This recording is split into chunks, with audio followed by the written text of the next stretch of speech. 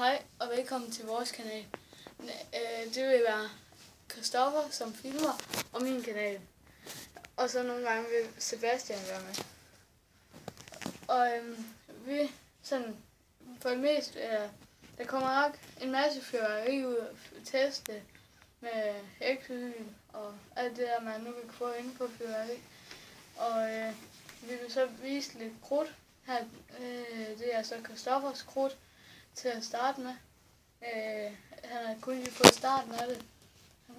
Det er en vis mest fra Rastalfer til Hansen. Velkommen tilbage. Nu skal vi så se på selve fyrværkeriet.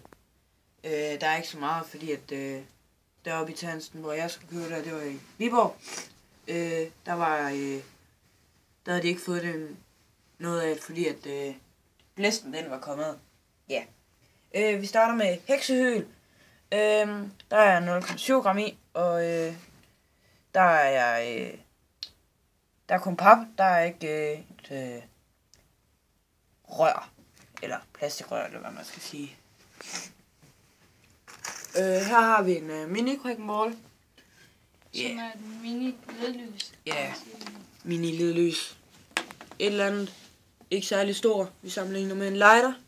Og det er de heksehyl, Ja. de får. Det er heller ikke særlig stor.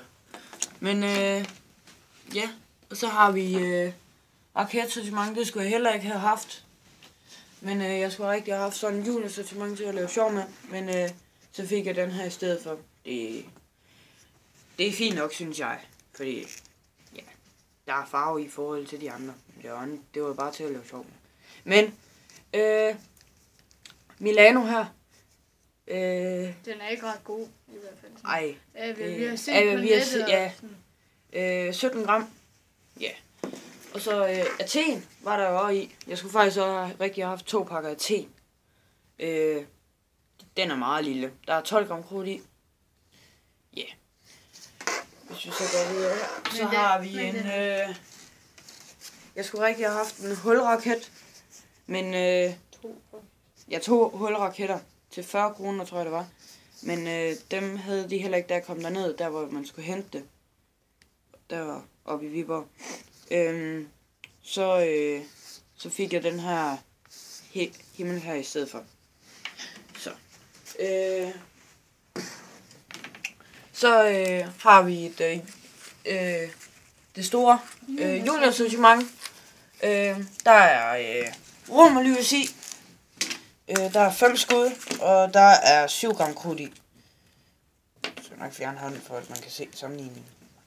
Ja. Og så er der jumping jacks. Der vil jeg skyde på, der er sådan... Der er nok 12 stykker eller sådan noget. 20 eller sådan. Mellem 12 og 20. Den er, som de plejer at være. Happiness Fontæne. Der er, der er 5,6 gram krudt i. Den er ikke særlig stor. Så lige få lidt billede. Sådan der. Ja. Og her har vi en 60-tommer kejlefontæne. Der er 1,6 gram krudt i, så vidt jeg husker. Ja. Og så har vi en ground blue flowers her. Ikke særlig stor. Der er 2,4 gram krudt i. Og så har vi også nogle store af dem. Der er 4 gram krudt i. Yeah. Og her har vi et ledlys. Et normalt et. Og her har vi et af de store derfra. Og vi kan jo prøve at samle. Og så her har vi et af de små. Ja, mini. Forskellige farver. De er meget små, men de er gode. De er faktisk gode nok.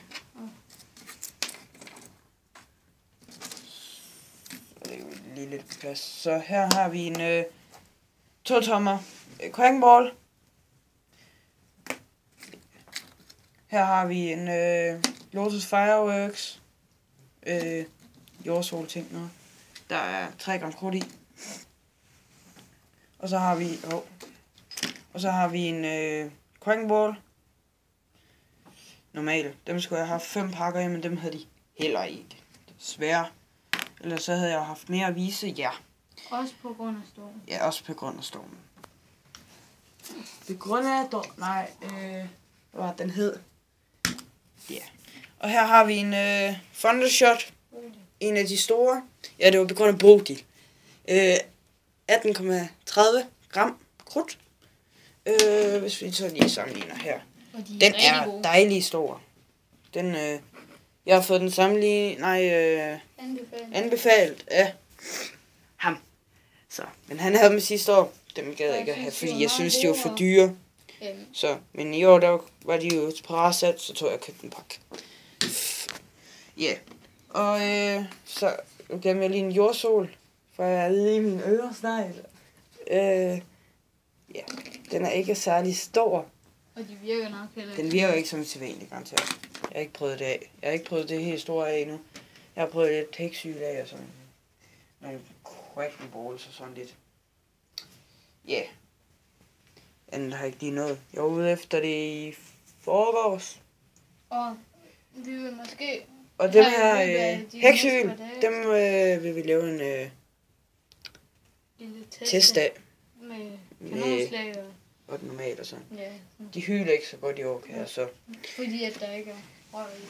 Så, men vi takker af herfra. Vi ses. Hej hej.